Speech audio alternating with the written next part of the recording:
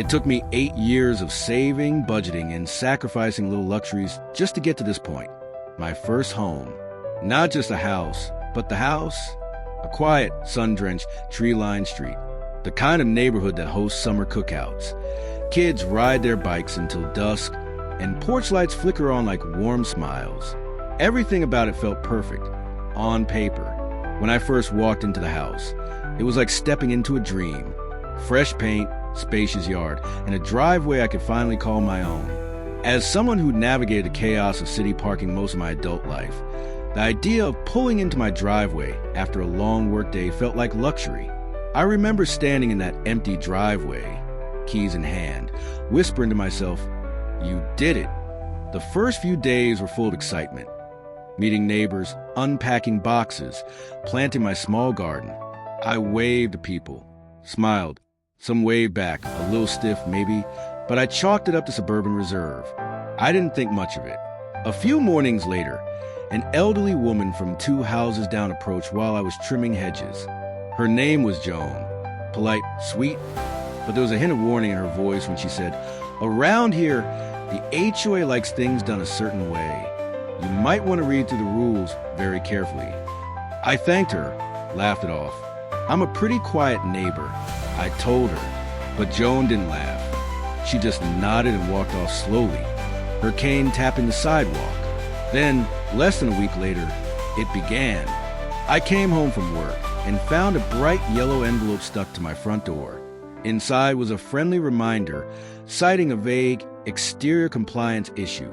No details, no explanation, just a suggestion to review community guidelines and maintain uniform aesthetics.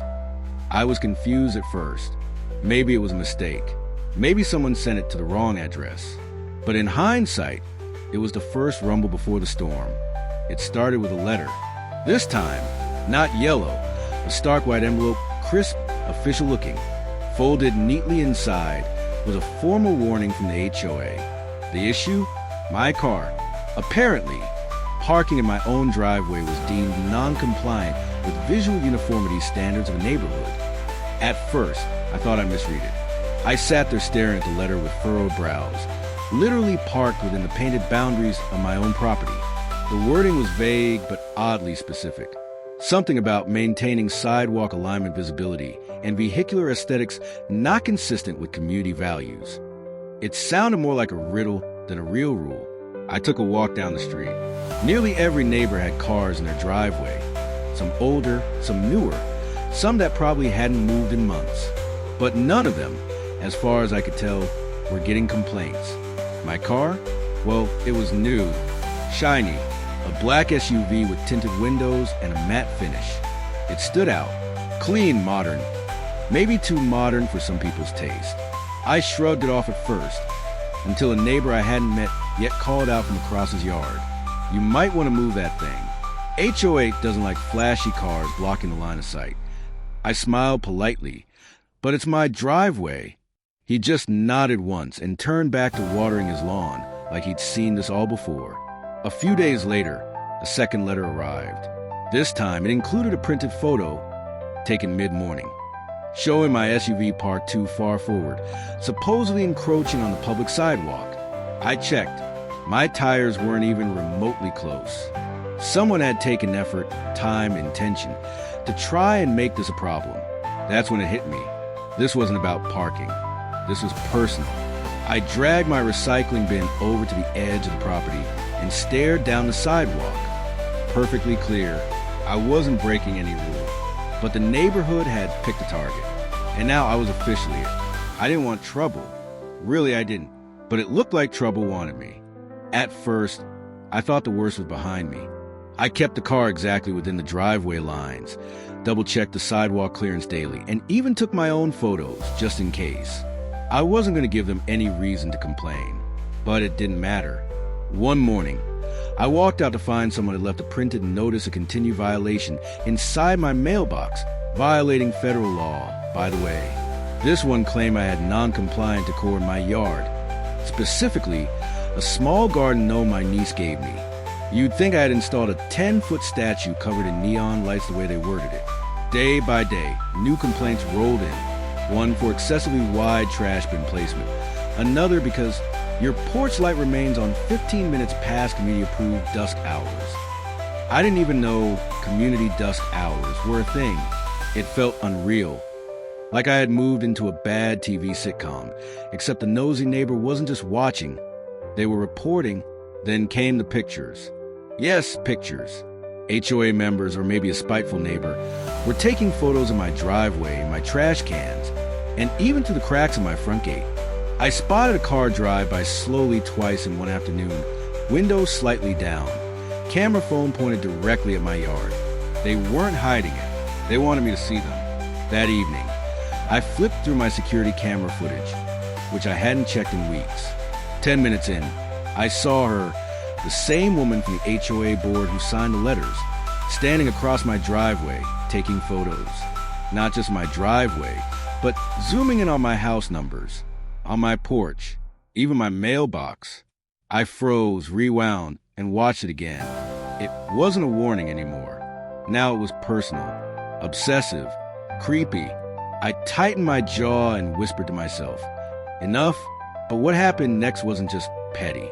It was illegal, and I caught it all on camera. I didn't sleep that night. After seeing the footage of the HOA board members snooping in front of my house, the fear that had been building inside me finally flipped into anger. Not the kind that makes you yell, the kind that makes you plan. The next morning, I rewound the footage further, combing through days of recordings, and that's when I saw it. The same silver sedan, parked just across the street, again and again, always facing my house. Different times. Sometimes with someone just sitting inside, and then something even worse. On one clip, clear as day, I watched as one of the HOA members, the same withering woman who had signed my latest letter, walked up to my driveway with 2 orange cones. She didn't notice the tiny lens tucked under the eaves of my roof. She placed the cones in a way that made it look like my car was blocking the walkway, then took photos from several angles, always with the cones included. She even adjusted them once to make it seem worse. I paused the video. My stomach knotted. This wasn't just petty anymore. This was manipulation, and it was deliberate. Later that day, I emailed the video to the HOA's general contact email with a short message. Found this interesting. Thought you want to see how your team is handling things. I never got a reply. No apology. No call. Just silence, followed by 2 more warnings that week.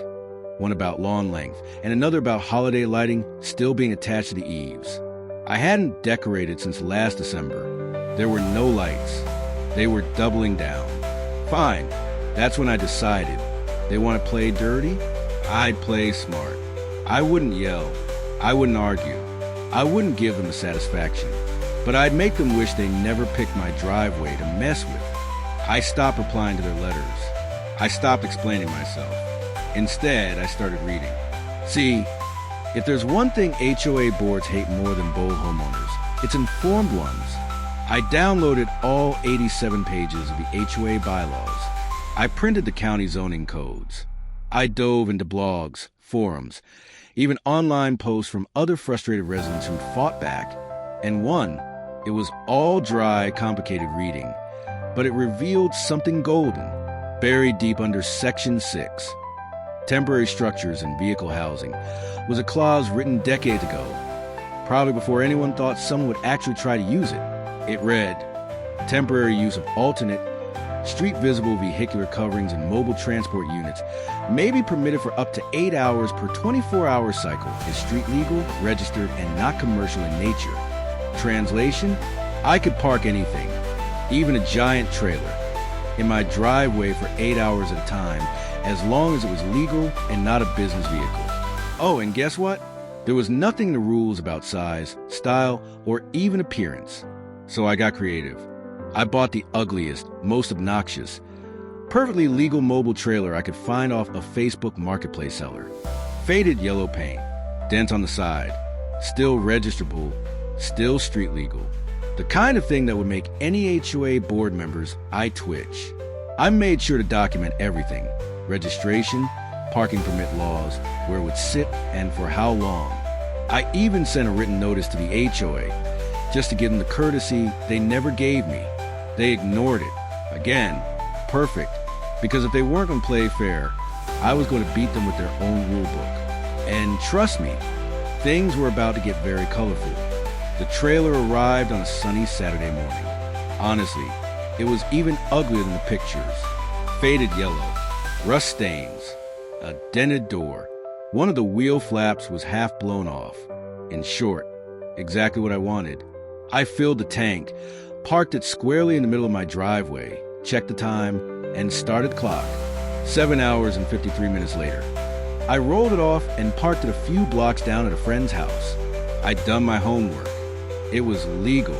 I wasn't breaking a single rule. But the message? Oh, that was loud and clear. I did it again the next day. And the next. Each time, I added a little something extra, just to help the HOA feel what they'd been trying to put me through.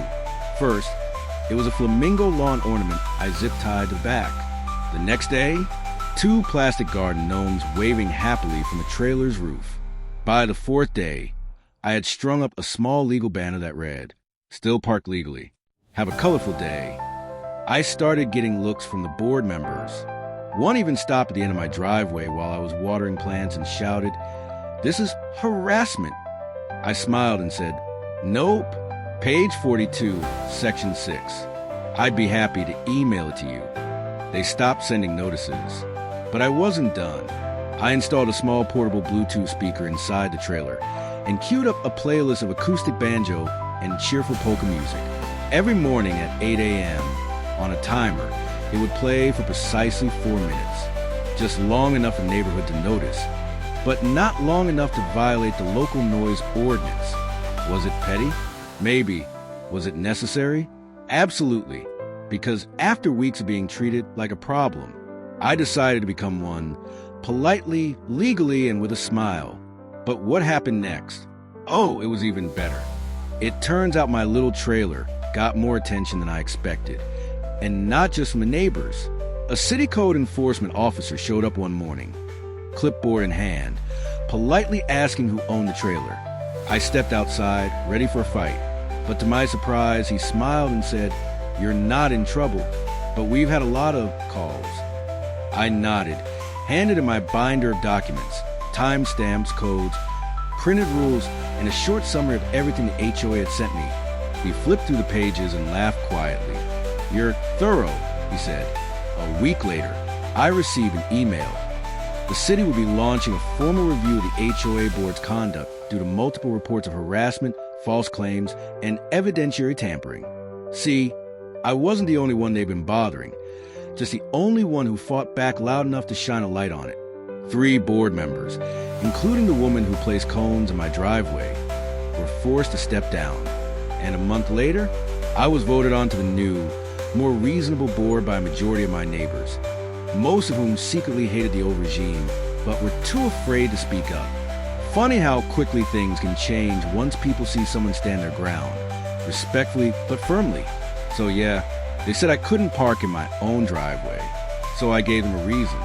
And I reminded them, and myself, that when you stay calm, know your rights, and hold your line, even the loudest bullies eventually back down.